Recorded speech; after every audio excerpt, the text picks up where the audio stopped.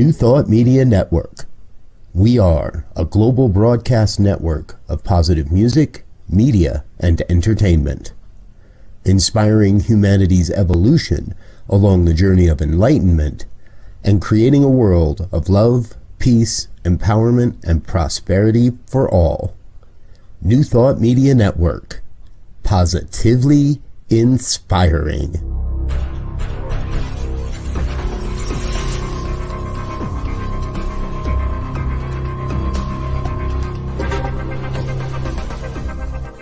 Live from a secure concrete bunker somewhere in Ohio, New Thought Media Network presents Pastor Michael Mangus with Friday's Fireside Chat, spiritual conversation for today. Here he is from the secret radio room, surrounded by thousands of watts, Pastor Michael Mangus.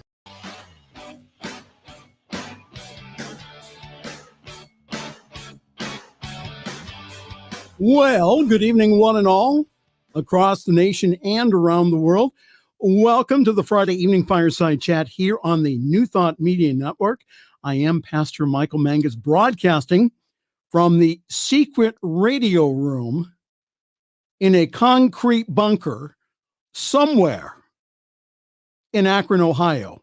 Where it is, I can't tell you. It's really good to have everyone on the show this evening. Just wanted to let you know that this is an interactive show. So if you want to, I've been practicing my arrows here. So if you'd like to go ahead and to comment, you may comment below there, right there on Facebook. We would love to have you in contact with us this evening. Or if you would like, if you're shy or you're feeling shy, go ahead and send me an email, pastormichaelmangus@gmail.com. I read each and every one and would love to be in communication with you.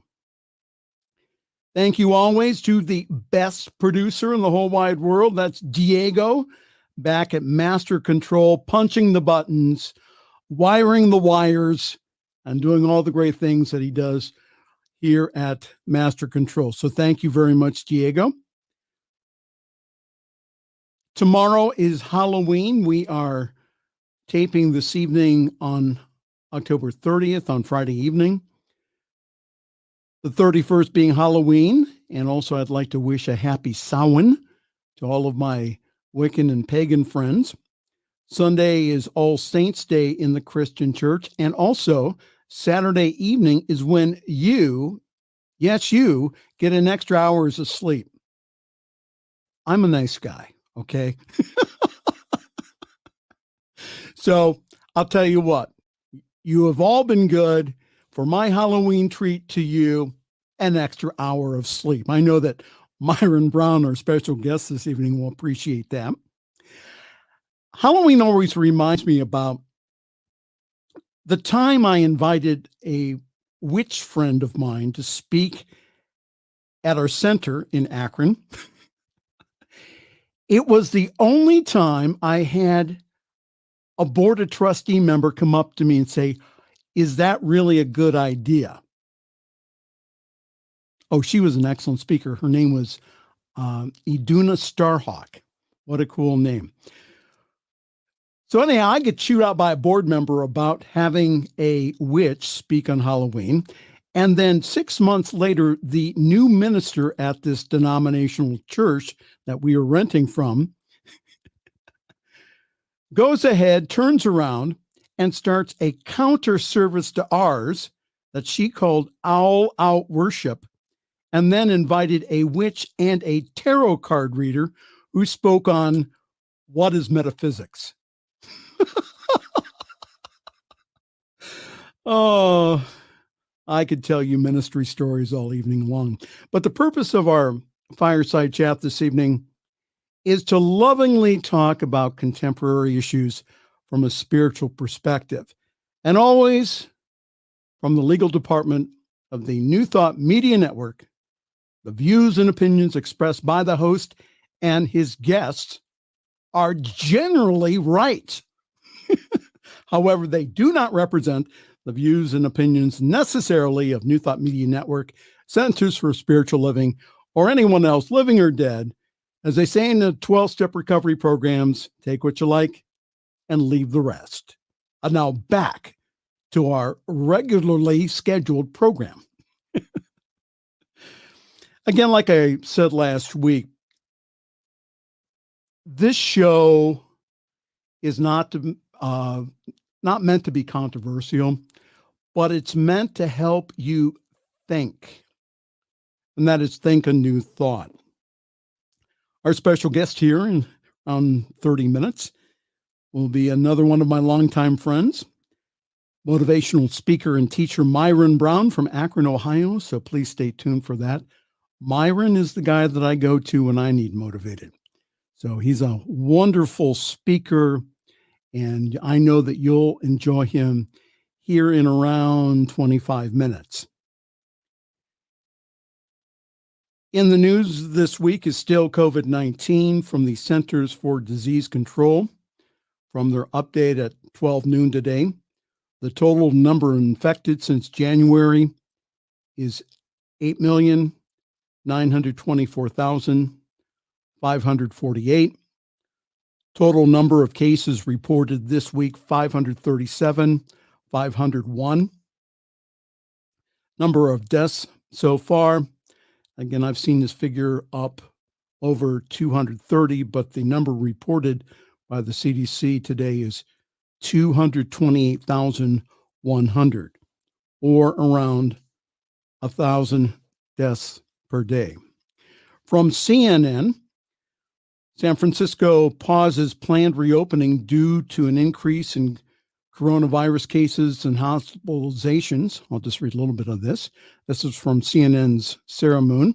San Francisco will temporarily pause the planned reopening of some businesses and activities due to a recent increase in COVID cases and hospitalizations.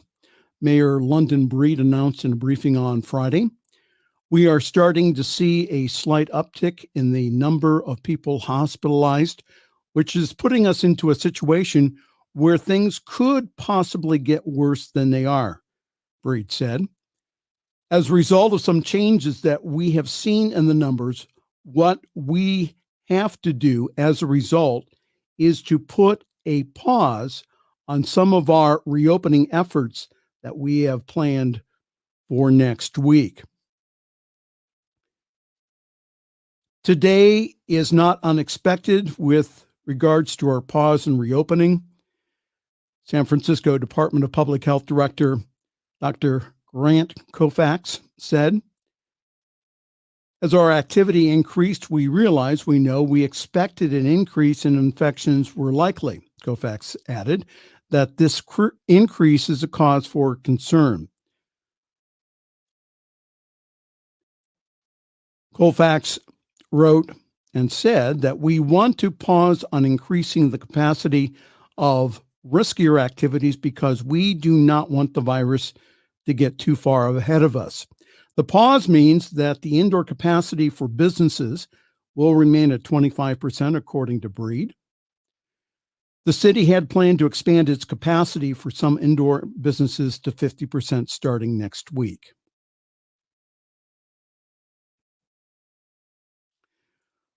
COVID-19 is still with us. We need to all be very, very careful, not afraid, but careful on our activities. Also, France and Germany also announced partial lockdowns. Two of Europe's biggest economies have announced lockdowns in response to the spiraling coronavirus case numbers. France will begin a 4-week lockdown on Friday. French President Emmanuel Macron said on Wednesday. His declaration came just hours after German Chancellor Angela Merkel also announced a 4-week national lockdown starting on Monday.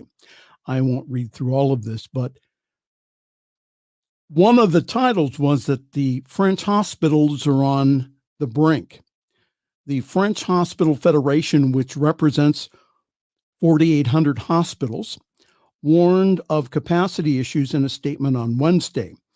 The group said in a statement that a full lockdown was the only solution and would permit French hospitals to successfully treat all French people, whether they have COVID, whether they have any other serious illnesses, or are affected by a serious accident.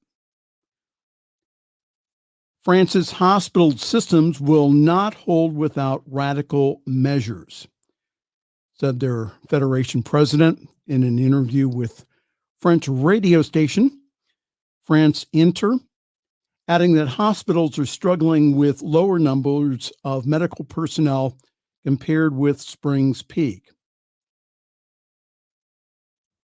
Germany recorded a record 14,964 new daily infections on Wednesday, according to the country's disease and control agency, the Robert Koch Institute. The country's total coronavirus cases now stand at 449,275, and the death toll in Germany is at 10,098.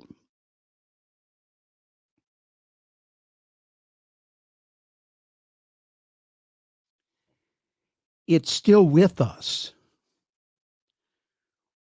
We all need to take this seriously.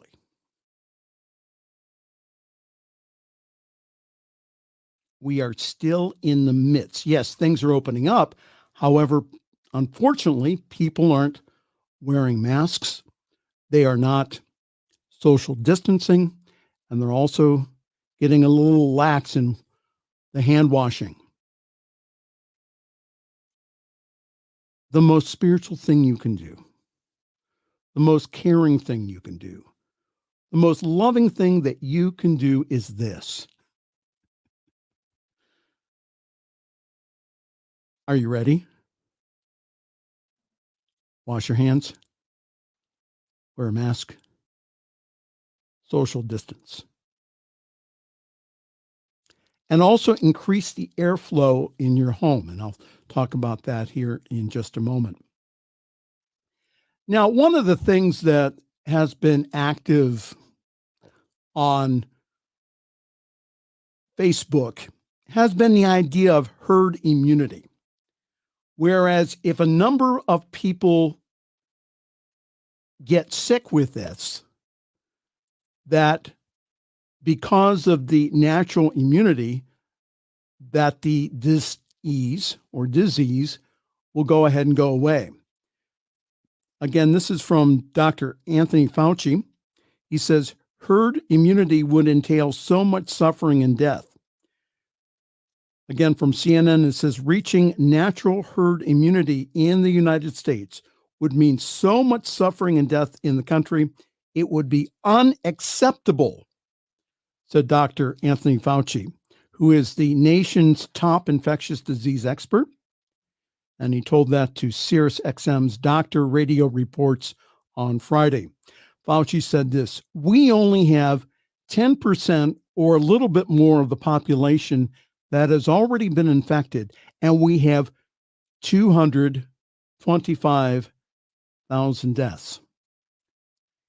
If you want to get to a 75% protection, Fauci said, just multiply that and you'll see how many deaths that you have to have for herd immunity through natural infection.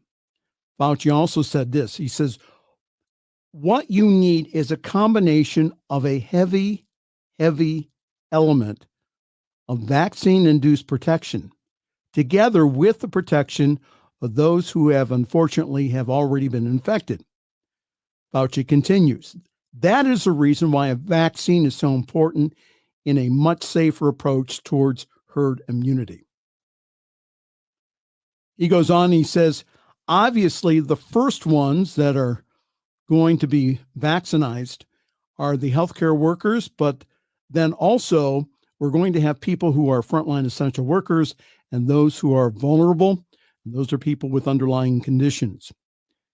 Fauci continues, he says, we know from painful experience with this pandemic that our minority populations are Latina and also our African American communities are especially vulnerable because of the prevalence of the underlying conditions. Fauci concludes and he says, you have got to get access them and also get them vaccinated when we get a safe and effective vaccine.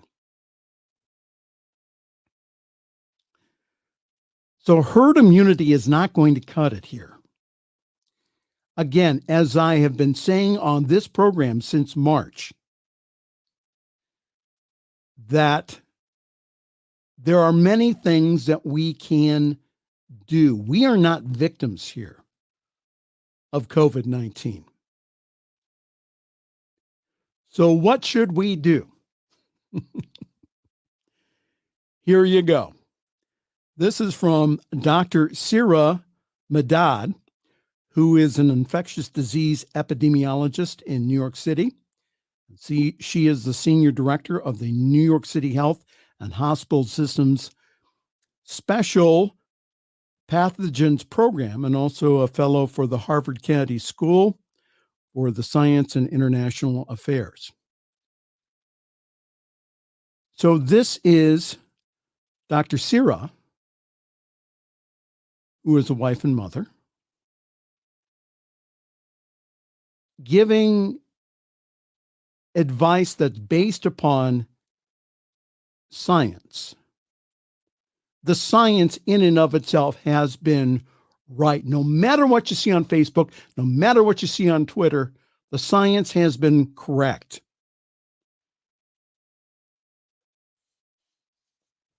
Dr. Medad said this: the United States COVID-19 epidemic is taking a turn for the worst again.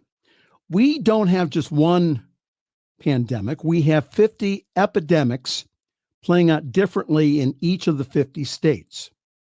I'll stop there. If you take a look at a map that's color-coded, you'll see that, again, it's 50 states all over the place, from those not infected to, again, states in the red category.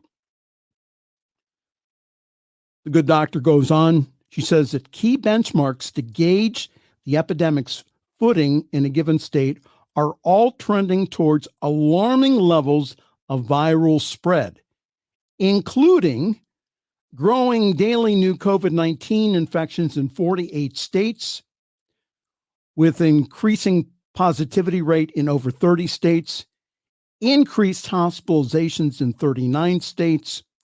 Needless to say, this may be the most challenging and dangerous peak in U.S. COVID-19 history. So I was talking to a practitioner friend who is a fifth grade teacher in the upper regions of Alaska, and that their school is shut down again because their district is in the red. She told me that during the epidemic of 1918, that the flu up there wiped out a good percentage of the native population. That is one of the reasons why they are being so careful up there and shutting down school and doing everything at home. Again, from Dr. Haddad's article, this insidious rise in new COVID-19 cases and hospitalizations is occurring amid a precarious mix of factors that will increase the risk of viral spread. Colder temperatures are affecting both the virus itself, in addition to driving more people indoors. That's what's happening. People are going indoors now. And again, what they're finding out is that if you do not have a very good airflow, especially indoors, that's breeding grounds for infection. Dr. Haddad goes on, the holiday season is making more people want to travel, mingle, and gather. There is pandemic fatigue. How many of you are tired of this already? I get that. I talk to a lot of you during the week, and I get that. The rising sense of apathy, exhaustion, and impatience from daily preventive measures. And to top it all off, a forthcoming flu season. So this is what Dr. Haddad is recommending. Here are 5 things that I am doing to ride the wave. Number 1 is stay connected with family, friends, and loved ones. She wrote, let's face it, we all need human interaction. Now is the time to begin thinking who you want in your social bubble. The social bubble is non-household contacts who can freely interact with one another's indoors without social distancing or wearing a mask. And she discussed some wonderful things. If you go on the Business Insider website, you'll get all of Dr. Haddad's articles. And she wrote one called How to Celebrate Halloween with Your Kids While Staying Safe During COVID-19. And she's not recommending trick-or-treating. Darn.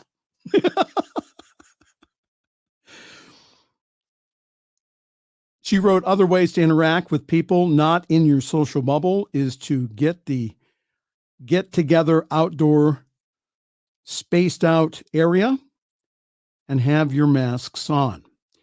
You can still contract COVID-19 outdoors. Let's understand that. If you're in a tight space and you're not following the 6-foot recommended guideline, that again, just the spittle coming out of your mouth just from talking, if you're infected, again, you will infect everyone around you. Number 2, Dr. Haddad said this, get a home emergency kit ready. It's always a good idea to keep essentials ready and also available in an at-home emergency kit. This is for all hazards, be it a hurricane, power outage, or an infectious disease outbreak, which may necessitate you and your family hunkering down and limiting any out-of-the-home trips. Make a list of household members and what their needs are, from a 30-day supply of medication to diapers. And she says she has a 9-month-old, and she requires more essential items than do adults. Also, make sure that you stock up on non-perishable foods and other supplies. And Dr. Haddad said this, please don't buy up all the toilet paper. Don't do that. Number 3, stay informed. Stay informed about your current events. This includes the rate of COVID-19 spread in your area and the local public health guidelines. Also, number 4, keep healthy. Our social, emotional, and physical and emotional well-being is very important. The COVID-19 health crisis is stressful, and it's taking an enormous toll on our lives in more ways than one. So staying healthy is not only important for your general well-being, it can also help you lower your risks of a severe outcome if you contract COVID-19. So that's one of the reasons why I've been talking about, again since March, about the whole idea of taking care of yourself. And also the idea of daily spiritual practice. Daily, yes, daily spiritual practice of meditation and affirmative prayer.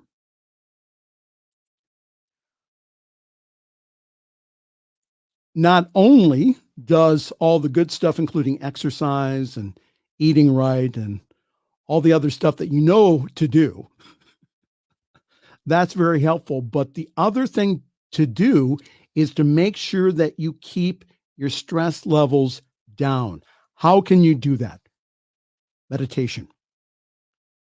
Again, there's been so many peer-reviewed research papers done on meditation. Please, if you're not doing at least 20 minutes a day of some form of meditation, please start tonight. It may save your life. Also, number 5, never let your COVID-19 guard down. You've heard it before and you'll hear it again. And she said, because that is one of the tenets of good risk communication, repeating vital pieces of information that can lower risk and save lives. To prevent getting COVID-19 and spreading it to others, Follow the 4 W's. Are you ready? Wear a mask. Watch your distance. Wash your hands and windows for ventilation. I'll say it again. Wear a mask. Watch your distance. Wash your hands. And also crack open the windows for ventilation. We all need to be empowered to stay healthy here, to keep up daily spiritual practice of prayer meditation. Follow the 4 W's I just said and take this seriously. Not be afraid of it, but take this seriously. Watch the groups that you are with. I know I have a safe bubble here in the home that I'm staying at, but I rarely go out of that bubble. And when I do get out of the bubble, I make sure that my social interactions follow the 6-foot rule. Yes, I know that some of the churches and centers are opening up. I know that, but they're following the CDC guidelines. They are following the whole list of stuff that they got from Church Mutual and other insurance agencies that cover the risk. They have all been limiting attendance and requiring mandatory masking, plus also following social distancing. Again, I said this last week and I'll say it again this week. This is a health and safety issue. This is not a political one. And for those of you who are making it a political one, quit it. Stop it. It's not political here. And again, as I read from last week's Columbia University report, if we all wore masks, if we all social distanced, if we all washed our hands, we could save anywhere between 130,000 to 210,000 people, as reported by Dr. Erwin Redlener from Columbia. Take care of yourself, please. We're still in the midst of the storm. This is not a time to fall asleep. This is a time to be fully awake and aware. And if you've wondered what you have stumbled onto this evening, welcome. You are watching the Friday evening Fireside Chat here on the New Thought Media Network. I am Pastor Michael Mangus. In around 5 minutes, we will have my very special guest on, who is my longtime friend, Myron Brown from Akron, Ohio, motivational speaker and also teacher. And again, he's the guy that inspires me when I need inspired. So Myron, my special friend, will be on here in just a few moments. From ABC News, Americans are turning out massive numbers for early voting. Americans have turned out massive numbers for early voting in 2020, and there's early voting in all 50 states, including Washington, D.C. And according to the American Elections Project, just over 81 million people have cast their vote as of October 29th, which includes more than 28 million in-person votes. Across the country, states are seeing record turnouts. Another article that I saw this week, which was interest to me, this is from National Public Radio. It says, within the early voting boom, the youth turnout seems to be surging. From the article, it says, in 2016, young voters turned out in historic numbers and were part of the coalition that helped to elect the Democratic House of Representatives. And with days until Election Day, signs have emerged that young voters are poised for another cycle of record turnout, particularly as young people are more likely than their older counterparts to vote in person and later in the election season. A poll released on Monday by Harvard University surveyed 18 to 29-year-olds and found that 63% said that they would definitely vote in the election. How about that?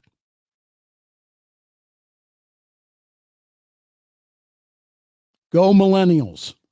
You're doing the right thing here. So once again here,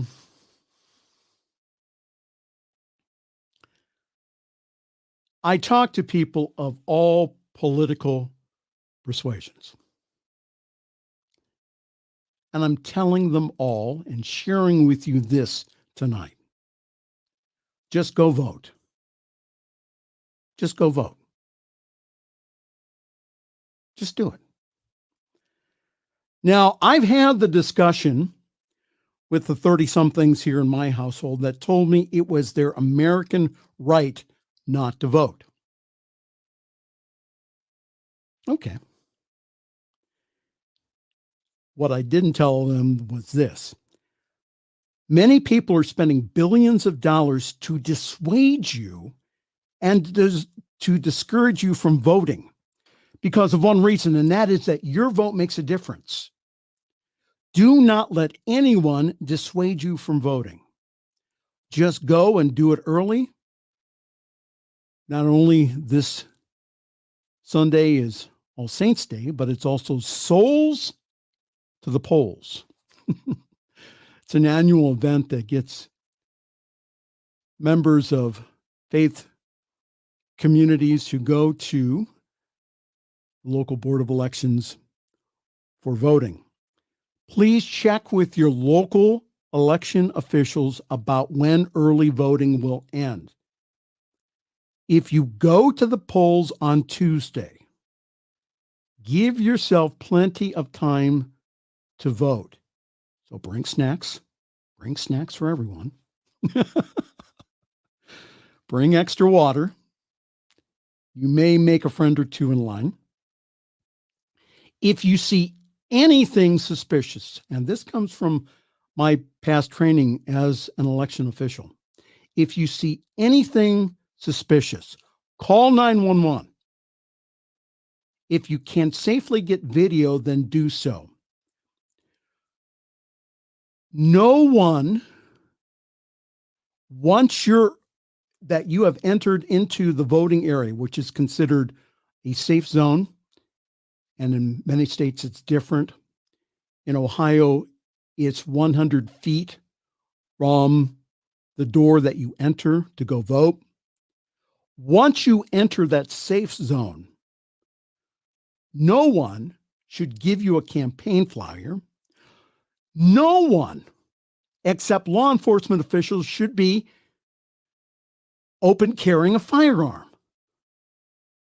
No one should disturb you in voting either at the registration table or in the booth. No one should just be hanging out except for election officials, people voting, police, or security, and registered observers. Registered observers are there just to do one thing, and that's watch. If you have any questions about your vote, if you have any questions at all, go to the appropriate election official. They will help you. Observers are not there to advise you on election laws or procedures. Now, they're all going to training this weekend. They're all going to receive this really thick binder about election laws and procedures. And they're sneaky because what they'll do, and I've had this happen, is they'll come up behind you and they won't say a word, but they'll be pointing to stuff in a book. They're only there to observe. That's it. Don't let anyone intimidate you in any way, shape, or form. Now for the fun part. The day after the election, more than likely, a winner in the presidential campaign will not be officially announced until this time next week. So just like the good flight attendant or pilot would say, ladies and gentlemen, good evening. This is from the flight deck. We may experience a little turbulence on our flight today. We will do our very best here on the flight deck to keep us in steady air.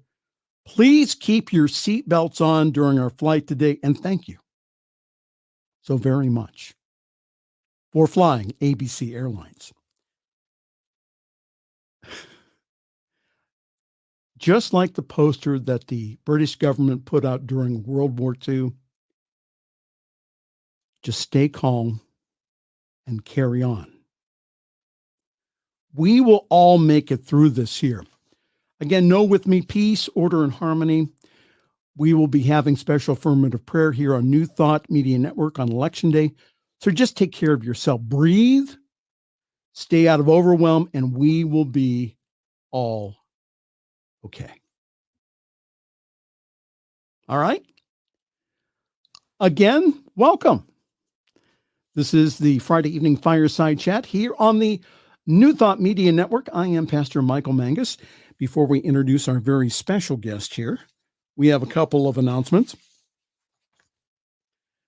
Yours truly is parking himself right now at Summit CSL in Akron, Ohio. For more information, just go to our website, summitcsl.org.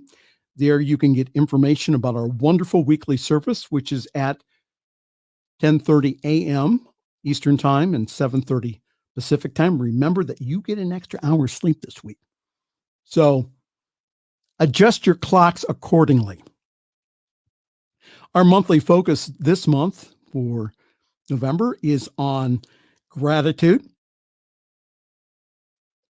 Diana Mangus, who is our spiritual director, will teach on gratitude this coming Sunday. It'll be a great message, so please join us. All the information to get on the Zoom call and also on the Facebook Live is all on our website. That's summitcsl.org. Yours truly is available for individual practitioner sessions, guest speaking, and wedding ceremonies. Lots of things happening here at the New Thought Media Network, including our fall fund drive, which is getting started here, called Launch 2021. We'll give you more information on that next week. Lots of good programming here, including Cosmic Prayer live from the UK with Laura Topper at 11 a.m. Mountain Time. There she is, the beautiful Laura Topper. Also, we have Treasures from the Tao with Reverend Jody at 12 p.m. Mountain Time. That's on Tuesdays. There she is. Also, every day we have morning prayers at 8:15 with our prayer team. We have a midweek meditation with Reverend Robert at 7 a.m. Feel the Flow at 10:30 a.m. with Terry Paul Choice on New Thought Radio. On Fridays, Minister Talking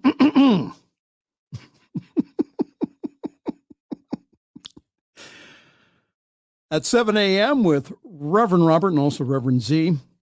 On Fridays, we have a collective meditation for Peace Heart Meditation, and that's at 9 a.m. Eastern, and also yours truly has a Fireside Chat here on Friday evenings. So one more thing I'd like to remind you, this coming Tuesday, November the 3rd, we'll be having a special prayer event here, Elevate the Vote group meditation. On Tuesday, November the 3rd, we'll be broadcasting at 7 a.m., 10 a.m., 4 p.m., and 7 p.m., all Mountain Time. Join us as we meditate for a peaceful and perfect election. So to fund all of that, we need your help. Please help us. We're doing all kinds of wonderful things here, and our equipment list is growing larger by the day. Can you help us, please? Go to paypal.me/newthoughtradio. $5, $10, $15, $20, $25, $50, $100 will really help us. And we'll get more information for you about our fall fundraiser next week. But right now, without further ado, let me introduce our wonderful guest this evening. My longtime friend, Myron Brown. He is an inspirational speaker, thought leader, and spiritual self-awareness coach. He is the founder of Myron Inspires, a self-awakening company dedicated to bringing out the best in you. Yes, you. Myron began speaking over 20 years ago and has been extremely active, not very, extremely active as a minister, motivational speaker, and gospel musician. Myron inspires audiences and also yours truly with a message of spiritual self-mastery, teaching people to become aware of the limitless. You are unlimited. Yes, you are unlimited. That limitless potential within. Myron believes that once his inner potential is awakened, it will enable the individuals to get the good out of life that awaits each and every person. Myron has several classes here in Northeastern Ohio. He's a passionate, energetic, and positively impactful speaker who is able to touch and inspire people from every path of life. And if you're ready to experience the life that you desire, you are ready for Myron Inspired. So it's my pleasure to introduce to the Fireside Chat my good friend, Myron Brown. Hello, sir. Hey, my man. How you doing, Michael? And you did not have to pay me for that. But you told me that I would get a bill for this evening. Is that right? It's coming afterwards. Once this is out, the bill is coming. Cash on delivery, my man. Yeah. Myron has been a friend for a long time. And again, there are times in which the inspirer needs inspired. And I have always enjoyed going and being with Myron at his different lectures and meetings. So tell us a little bit about yourself and how in the heck did you get into this thing called New Thought? Wow. Well, Michael, it goes back to when I was a child. My mother, Bernice Brown, was a Christian woman. Matter of fact, that's how I became a gospel musician, was because my mom heard me playing a little small keyboard that we had in the house. And there was a Sanford and Son episode on. And I went over to the keyboard and I was trying to pick out and I picked out the song, and Mom said, "You're going to be a gospel musician." And so she began to immediately take me to different gospel concerts and things like that. But not only did she do that, but she would, on a monthly basis, bring these little small pamphlets into my bedroom and lay them on my bed. And she was like, I left something on the bed for you. And I'm like, what? I'm 14, 15 years old, and they were the old Unity pamphlets that used to come out. So she would lay one across the bed, and I would grab them and look at them, and I didn't know what I was reading. I'm like, okay, whatever. And I didn't care. I would just toss it to the side. And Michael, she did this every month for a number of years. And I had so many of those Unity pamphlets under my bed that one day I just put them all in a big trash bag and snuck them out the back door and threw them away. So what led me there many years ago is that my mother was planting what I call conscious seeds into my awareness. She never made me quote them. She never questioned me. Did you read what I left on the bed? But there's something to be said about the vibration of a book or the vibration of a pamphlet. And those things were under my bed for like a year and a half. And long story short with this, many years later, I found myself gravitating toward those type of books. I didn't know why. I started with motivational speaking. Used to read Tony Robbins and Les Brown and Wayne Dyer, and the list goes on and on of all the great motivational speakers. But then I found myself gravitating toward Emily Caddy and Emma Curtis Hopkins. And I've never heard of those people before. You never heard of them? Man, you got to come by the house. Yeah, I'll come by. Okay, brother. And it's so funny. I didn't put two and two together until one day she was in the hospital. And my brother wanted me to go home and grab her pill vial so that we could tell the doctors what medicine she was taking because he couldn't remember. I went to the house and I went inside this little curio cabinet where Mom kept her pill vial. And I'm pushing, a lot of her lotions and things out of the way. And I saw her pill vial. I grabbed it. But when I took it out, I looked and I saw this book right here, How I Use Truth. I had downloaded this very same book as a PDF on my laptop. Mom had the original copy. And I looked at all the other books that she had there, books by Neville Goddard. She had Reverend Ike's book and all these books that were there. And I'm like, oh my goodness. And it clicked at that moment. I had an aha moment, a realization that the seeds that Mom planted years ago, that I had come full circle and back around to those original books. So Bernice Brown is the reason why I am a conscious individual to this very day. Bernice Brown is smiling from heaven's abode saying, well done, my son. You're doing extremely well. But mom, from what you told me, mom had it hidden away. Sure. So that when her good Christian friends came, that they wouldn't say, oh, that unity stuff, you should stay away from that stuff. So good mom. Love that. All right. So you are out and about in the community. What are people concerned about, and what are you sharing with them that will comfort them? Sure. Everybody, you were talking about it, before you had me come on, this pandemic, the possibility that a person might get it. That's the biggest fear that everybody's dealing with. And of course, there's a lot of other fears that are being propagated through social media and that's on the news. And so I sense, and I'm sure anybody that is spiritual, anybody that is conscious, if you can feel anything, you can feel the fact that you're in a bubble of fear. People are smiling, they're going about their normal life, but the essence that many people are living in is that they're afraid. They don't know what the next moment holds.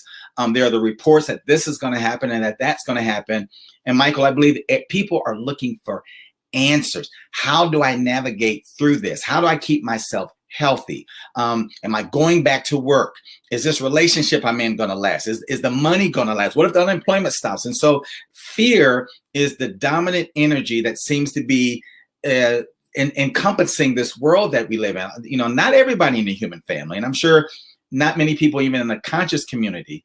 I think we're change agents right now. I think it's time for us all to stand up and do something, which, to answer the second part of your question, what I do is I just try to bring a beneficial presence everywhere that I go. I obey the guidelines. I put my mask on, but my mother used to tell me years ago that the eyes are the windows to the soul. And even though you may have a mask on, you can smile with your eyes. You can smile. Our Asian portions of the human family, they bow a lot. They bow. So I've taken that on with people, is that if I can't go up and touch you, I'll bow and I'll smile with my eyes. Because one thing everybody cannot deny is that you may not talk to me, but the way that you make me feel when I'm in your presence and when you're in my presence, though we may not be communicating physically, as far as our energy is concerned, as far as our frequency, we're still putting out what we really think and what we really feel. So as I travel throughout this community and other communities, I bring that beneficial presence of love, of peace, of solidarity with my brothers and sisters that are fearful, that really there's something to be aware of, but you certainly don't have to be afraid of it. Absolutely. And that's what I've been trying to get through here for the past several months here on the show. All right. So, and I've seen people do this at your lectures. So so they come up to you and they say, Myron, my life is really a mess. How do I change my life around? You say, wow, the biggest thing that every person needs to know is themselves. Socrates said it years ago. I'm constantly quoting Socrates. Socrates said, man, know thyself. And so what I help people to do is that we're going to take your problems and we're just going to set them to the side for a moment. And we're going to become aware of ourselves. And what I mean by aware of yourself is, what are you thinking right now? What are the thoughts that's going through your mind? What's the body of emotions that you're feeling right now? And then I help people to realize that there's an aspect of what we just talked about that you might not be aware of. In other words, your thoughts are creative. Now, to the New Thought family, I know they're probably saying, duh, where's this guy been? Of course, your thoughts are creative. Of course, your emotions are creative, but everybody's not there. I believe in this day, people are crossing the bridge of awareness to understand that, yeah, my thoughts are creative. Every single thought I think is creative. Every single feeling that I have is creative, but we need way showers along the way to help people take their mind off of the problem, off of the issue, and put it over on what you really want to experience in life. It sounds easy, but what happens many times if we're not controlling our minds is that the mind will go back to what we're worried about. Well, Myron, I thought positive. Yeah, I thought positive today. But as you went throughout the day, your mind went back to the default, which is, how am I going to do this? How am I going to get by? I coughed today. Oh my God, do I have something? So we have to control the very simple aspects of our life, which is what we think about, what we feel, and certainly what we're saying. I thought about what you said earlier. You were talking about, the spittles that come out of our mouths, but spittles have always come out of our mouths. Matter of fact, some of those spittles are known as words. And so the words that we speak are either going to create life or they're going to create death. We are the orchestrators. We're the creators of these things, of this thing that we call our lives. So we want to live with intention, and we want to, I think this is a perfect time right now, Michael, to experiment with this energy that makes us who and what we are. Experiment with it. Play with it for a day. Experiment for a day and just say things that are good. Say things that are beneficial. Say things that build you up, and say those same things to other people. Feel good no matter what. I mean, I know the New Thought community knows this, but you guys, we're here to help make this world a better place, and not just walk around and say, well, I know that. Duh, I read the book too. But we're supposed to demonstrate. This is not a day of knowing. This is a day of demonstration. Wow. Yeah. Life and death are in the power of the tongue. Absolutely. And I'm getting biblical on you. Come on, brother. Preach this thing. If you're wondering what you stumbled onto this evening, you're in the right place. This is the Fireside Chat here on Friday evenings, here on the New Thought Media Network. I'm Pastor Michael Mangus, along with my very good friend, and that's Myron Brown from Akron, Ohio. We have a few more minutes here. So many in New Thought don't think that we should be talking about racial equality issues. What are your thoughts on that?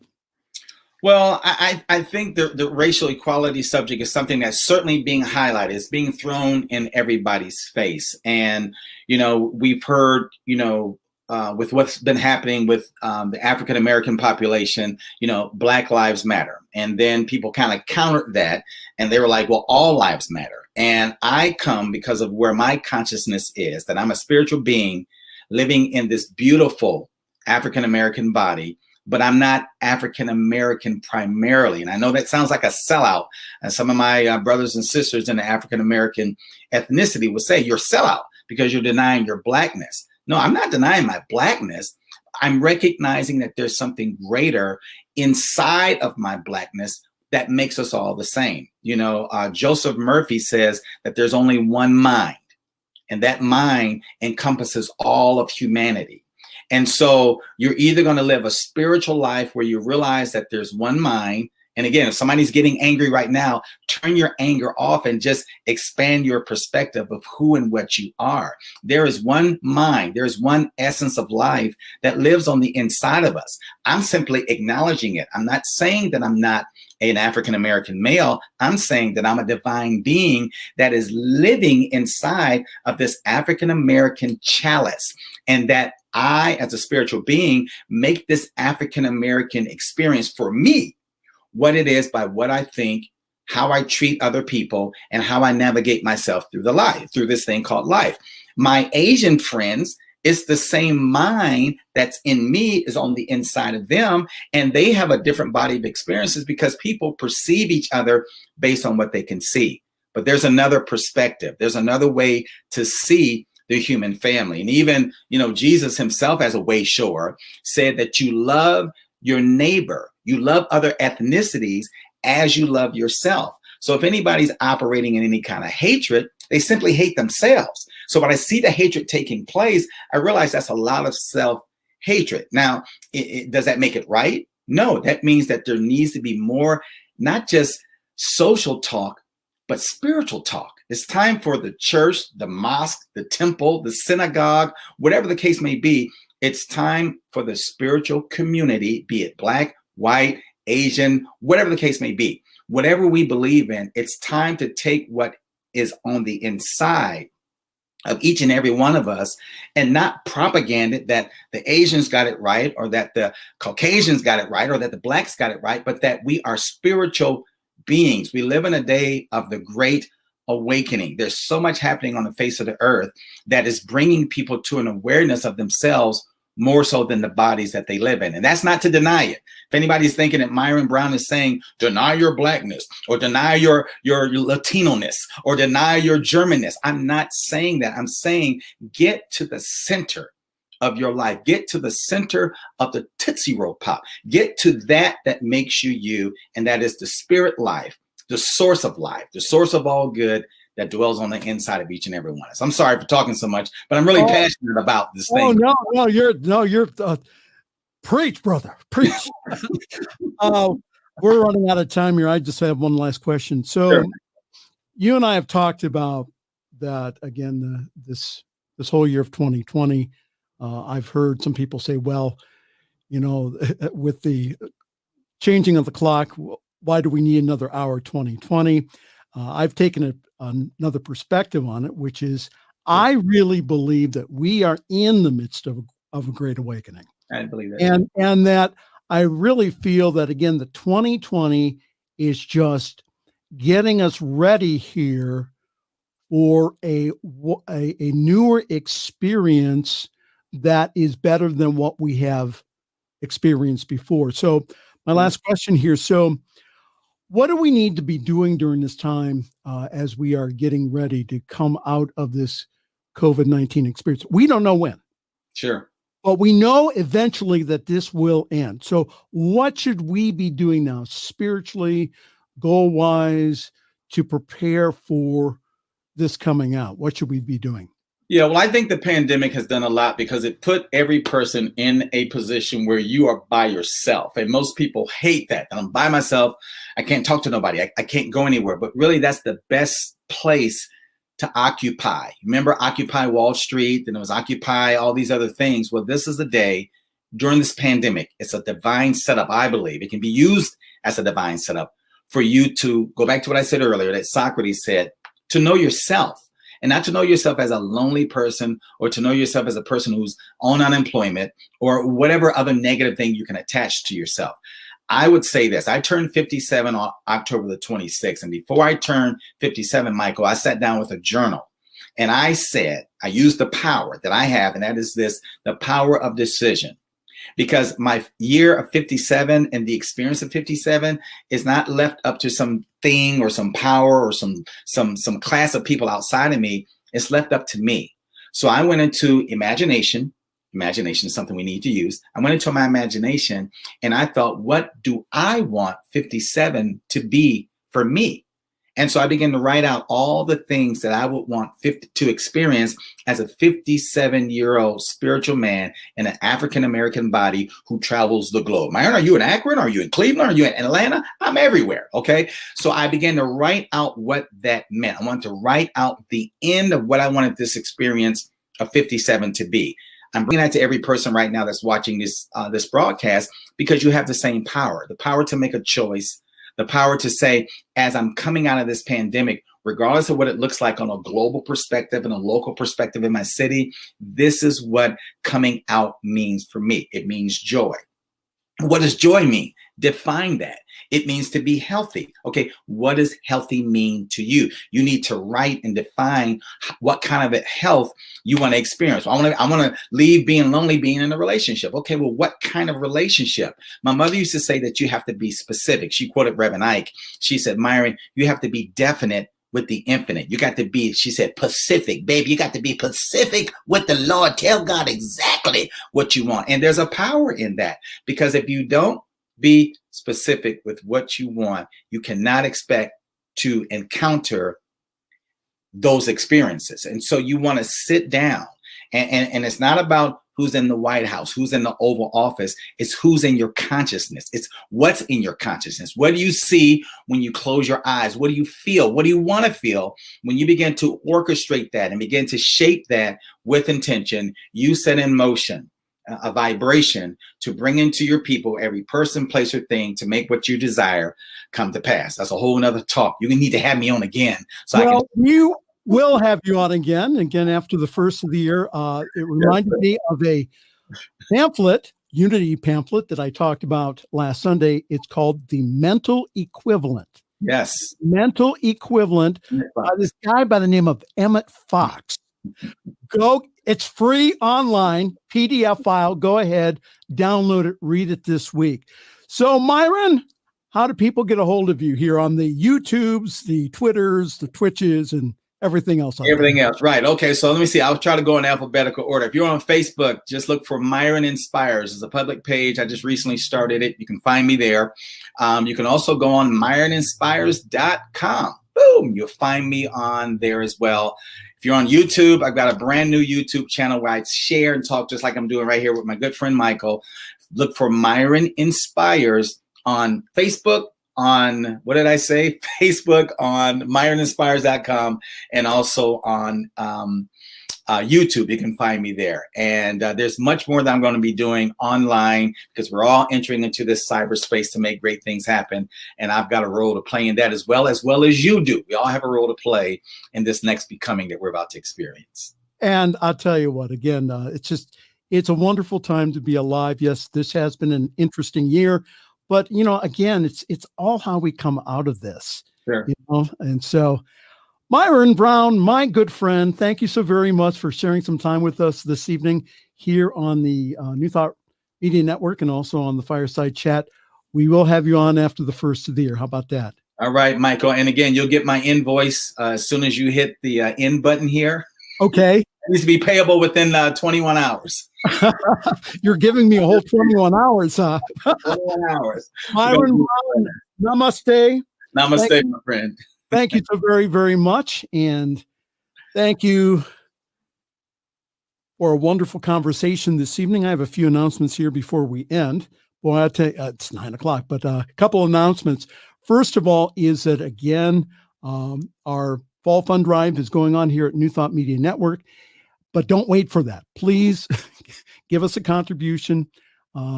We're self-supporting here. So again, if you go to paypal.me/newthoughtradio, again, you can go ahead and donate. We would really appreciate that. Again, Reverend Robert and I are going through an equipment list that's yay long of things that we want to use to better the network. Again, join us this next week. We will have special programs. I know that Reverend Robert and I, if need be, we will be back and have more programming during next week. We will all get through this. No matter what is said on the news, no matter what is going on, we will all get through this. So again, stay calm, carry on, and then join us on Tuesday for our time of prayer. So again, from Akron, Ohio, this is Pastor Michael Mangus wishing you a wonderful week. Go vote. Thanks for joining us this evening for Friday's Fireside Chat with Pastor Michael Mangus. Join us again next week at 8 Eastern, 6 Mountain for more spiritual conversations for today. For more information and replays of past shows, please visit the New Thought Radio and Media Network's Facebook page. Until next week, may God bless you richly and abundantly.